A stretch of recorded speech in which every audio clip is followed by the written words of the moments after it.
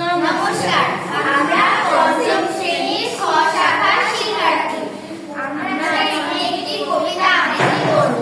কবিতার নাম একুশের কবিতা, লিখেছেন আল মাহমুদ।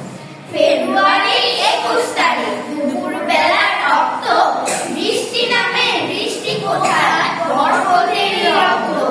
হাজার যুগের সূর্য তাপে জ্বললে এমন লাল যে, সেই রোদেই লাল হয়েছে কৃষ্ণচূড়ার ডাল যে।